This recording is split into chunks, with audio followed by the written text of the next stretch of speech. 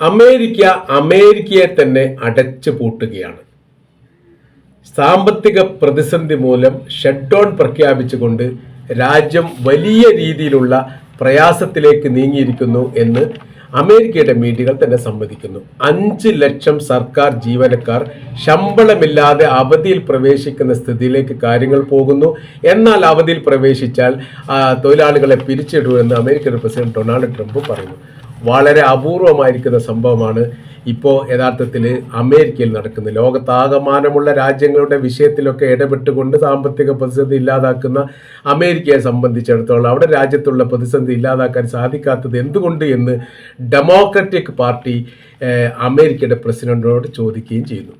ഇപ്പോഴത്തെ സ്ഥിതി എന്ന് പറയുന്നത് സാമ്പത്തികം ഉണ്ട്. സർക്കാർ തലത്തിൽ പറയുന്ന വേറെ ഇങ്ങനെയാണ്, സാമ്പത്തികമൊക്കെ ഉണ്ട്, പക്ഷേ ധനബില്ല് പാസ്സാകുന്നില്ല.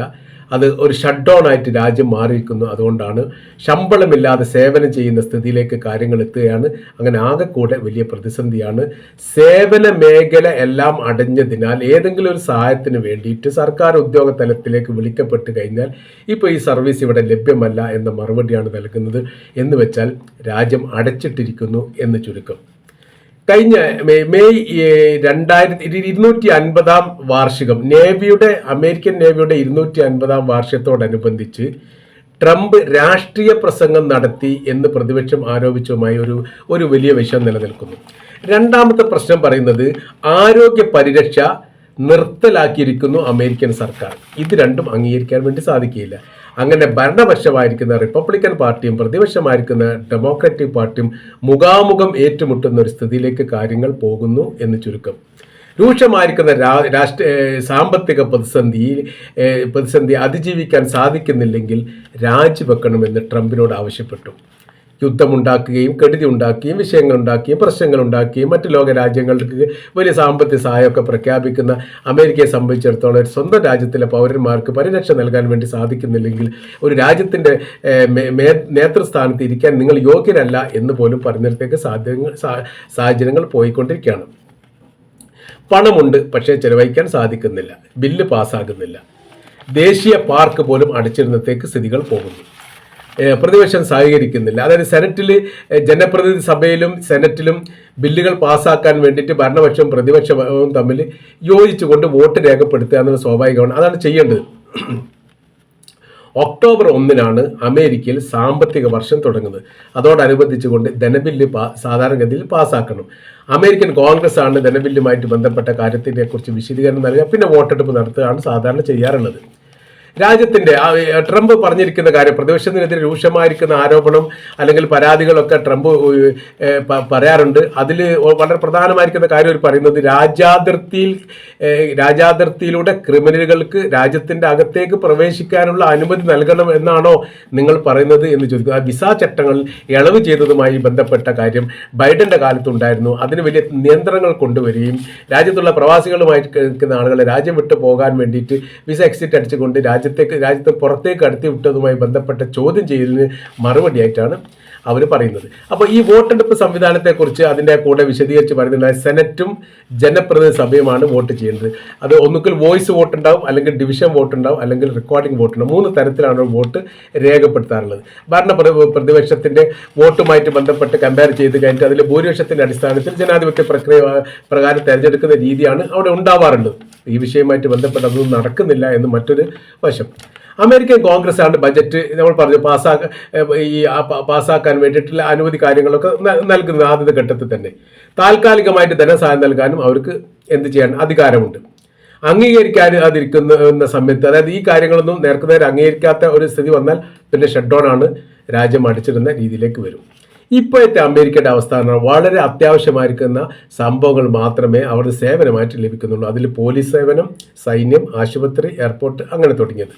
നിലച്ചു പോയിരിക്കുന്ന സേവനങ്ങൾ, പാർക്ക്, മ്യൂസിയം, ഗവേഷണ കേന്ദ്രം, ഫെഡറൽ ഓഫീസ്, വിസ പാസ്പോർട്ടുമായിട്ട് ബന്ധപ്പെട്ട കാര്യങ്ങൾ, മറ്റ് ആവശ്യ സേവന കാര്യങ്ങളെല്ലാം നിശ്ചലമായിരിക്കുന്നു. സർക്കാർ ജീവനക്കാർക്ക് ശമ്പളം നൽകുന്നില്ല. നിക്ഷേപം, ഓഹരി വിപണി, യാത്രാ മേഖല, പൗരസേവനങ്ങൾ എന്നിവ എല്ലാം പ്രതിസന്ധിയിലായി. രാജ്യം നിലച്ചു പോയിരിക്കുന്നു എന്ന് ചുരുക്കം. 2018-19 കാലഘട്ടത്തിൽ ഇതേ ട്രംപ് അധികാരത്തിൽ വന്ന സമയത്ത് 35 ദിവസം ഈ പറയപ്പെട്ട ഷട്ട് ഡൗൺ സംവിധാനം ഇതിങ്ങനെ തന്നെ ഉണ്ടായിരുന്നു. ജനങ്ങൾക്ക് ഈ സർക്കാർ ഉദ്യോഗസ്ഥർക്ക് ശമ്പളമില്ലാതെ, വേണ്ടത്തിലുള്ള സാമ്പത്തികം ചെലവഴിക്കാതെ, ആവശ്യ സർവീസുകളിലൊക്കെ നിലച്ചു പോയിരിക്കുന്ന ഒരു വല്ലാത്തൊരു പ്രതിസന്ധി അഭിമുഖീകരിച്ചിട്ടുണ്ട് 2018. ട്രംപ് അധികാരത്തിൽ ഏത് സമയത്ത് കയറുന്ന സമയത്തും ഇങ്ങനെയൊക്കെ തന്നെയാണ് എന്ന് ചുരുക്കം. എന്നാൽ 2013 ഉണ്ടായിട്ടുണ്ടല്ലോ എന്നുള്ളതാണ് അവർ തിരിച്ചു ചോദിക്കുന്നത്. ഒബാമയുടെ ഭരണകാലത്ത് 16 ദിവസം ഇതേ ഷട്ട് ഡൗൺ നടത്തിയിരുന്നു. ഇപ്പോഴത്തെ അവിടുത്തെ രാഷ്ട്രീയ സ്ഥിതി എന്ന് പറയുന്നത്, പ്രതിപക്ഷം ആരോപിക്കുന്ന വളരെ പ്രധാനമായിരിക്കുന്ന കാര്യം, ഏറ്റവും വലിയ ശത്രു രാജ്യങ്ങളാണ് ഒന്ന് ഹമാസും ഒന്ന് ഇസ്രായേലും. ഇപ്പോഴത്തെ യുദ്ധവുമായിട്ട് ബന്ധപ്പെട്ട് അവരെ ഒരു ടേബിളിന്റെ ചുറ്റുഭാഗം ഇരുത്തിക്കൊണ്ട് ചർച്ച ചെയ്യാൻ മാത്രം അമേരിക്കൻ പ്രസിഡന്റ് ഡൊണാൾഡ് ട്രംപിന് സാധിക്കുമെങ്കിൽ രാജ്യത്തിനകത്തുള്ള സാമ്പത്തികപരമായിരിക്കുന്ന പ്രതിസന്ധി വിഷയം ഇല്ലാതാക്കാൻ എന്തുകൊണ്ട് സാധിക്കുന്നില്ല എന്നുള്ളതാണ്. മറ്റു ലോക രാജ്യങ്ങളുടെ വിഷയങ്ങളിൽ അനാവശ്യമായിട്ട് ഇടപെട്ടുകൊണ്ട് രാജ്യത്തെ തെറ്റായിരിക്കുന്ന രീതിയാണ് എന്ന് പറഞ്ഞ് പെരുപ്പിക്കുന്നതിന് പകരം രാജ്യത്തോടൊപ്പം നിന്നുകൊണ്ട് അവരുടെ വിഷയങ്ങൾ പരിഹരിക്കാൻ വേണ്ടി ഈ ഷട്ട് ഡൗൺ പോലെയുള്ള സംവിധാനങ്ങൾ എടുത്തു കളയുകയും ഇൻഷുറൻസ് പോലെയുള്ള സംവിധാനത്തിന് താല്പര്യം കാണിക്കുകയും ചെയ്തുകൊണ്ട് രാജ്യത്തെ ജനങ്ങളെ ചേർത്ത് പിടിക്കുന്ന ഒരു സംവിധാനം എന്തുകൊണ്ട് നിങ്ങൾക്ക് ഉണ്ടാവുന്നില്ല എന്ന ചോദ്യത്തിന് യഥാർത്ഥത്തിൽ ഇപ്പോഴും ട്രംപിനെ സംബന്ധിച്ചിടത്തോളം മറുപടി പറയാൻ വേണ്ടി സാധിക്കുന്നില്ല.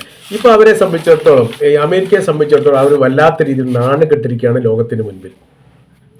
കാര്യം മൂന്നാം ലോക രാജ്യത്ത് പോലും നടക്കാത്ത സംഭവങ്ങളും ദരിദ്ര രാജ്യത്ത് പോലും നടക്കാത്ത സംഭവങ്ങളുമാണ് യഥാർത്ഥത്തിൽ ഇപ്പോൾ നടന്നുകൊണ്ടിരിക്കുന്നത്. ജനാധിപത്യ പ്രക്രിയയിലൂടെ അധികാരത്തിലേറിയിട്ട് ഇതേ ധനകാര്യ ബില്ല് പോലെയുള്ള സാമ്പത്തികപരമായിരിക്കുന്ന അല്ലെങ്കിൽ രാജ്യ നിലനിൽപ്പുമായി ബന്ധപ്പെട്ട ഏറ്റവും പ്രധാനമായിരിക്കുന്ന ബില്ലുകളൊക്കെ അവതരിപ്പിക്കുമ്പോൾ പ്രതിപക്ഷത്തെ ചേർത്ത് പിടിക്കാൻ സാധിക്കാത്ത ഒരു ഭരണകൂടം അമേരിക്കയിൽ ഭരിക്കുന്നു എന്ന് പറയുന്നത് വളരെ അപൂർവമായിട്ട് നടക്കുന്ന സംഭവം മാത്രമാണ്.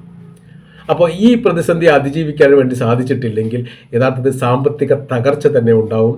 ഇപ്പോൾ തന്നെ എല്ലാ വിഷയത്തിലും, അതായത് കയറ്റുമതി ഇറക്കുമതിയുമായി ബന്ധപ്പെട്ട വിഷയത്തിലൊക്കെ വലിയ രീതിയിലുള്ള ടാക്സ് വർധന ഉണ്ടാക്കിയതുകൊണ്ട് രാജ്യത്തിന് പുരോഗതി ഉണ്ട് എന്ന് ട്രംപ് പറയാമെന്നല്ലാതെ ഈ പുരോഗതി സാമ്പത്തിക മുന്നേറ്റം എവിടെ എന്ന ചോദ്യത്തിന് മറുപടി പറയാൻ പോലും അദ്ദേഹത്തിന് സാധിക്കാതെ പോകുന്നു എന്നുള്ളതാണ്.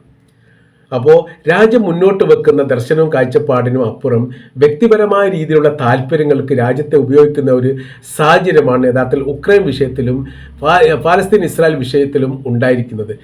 അതിര് കടന്നുകൊണ്ട് രാജ്യ നിയമ വ്യവസ്ഥകൾക്കും അപ്പുറം സ്വമേധയാ രാജ്യത്തിൻ്റെ പ്രസിഡന്റിന് പാസ്സാക്കി കൊടുക്കേണ്ട, അതായത് പ്രതിസന്ധി ഘട്ടത്തിൽ കെടുതി പോലെയുള്ള ഈ പ്രകൃതി ദുരന്തം പോലെയുള്ള വിഷയങ്ങളും അപകട ദുരന്തം പോലെയുള്ള വിഷയത്തിലൊക്കെ മറ്റേതെങ്കിലും രാജ്യമോ അല്ലെങ്കിൽ നമ്മുടെ സ്വന്തം രാജ്യമോ പ്രതിസന്ധിയിലാകുന്ന സമയത്ത് പാർലമെന്റിന് അനുമതി ഇല്ലാതെ പ്രസിഡന്റ് തന്നെ സ്വതന്ത്രമായ രീതിയിൽ ചില സാമ്പത്തിക സഹായങ്ങൾ നൽകാൻ വേണ്ടി അമേരിക്കയുടെ ഭരണഘടന ആ രാജ്യത്തെ പ്രസിഡന്റിന് അനുവാദം നൽകുന്നുണ്ട്.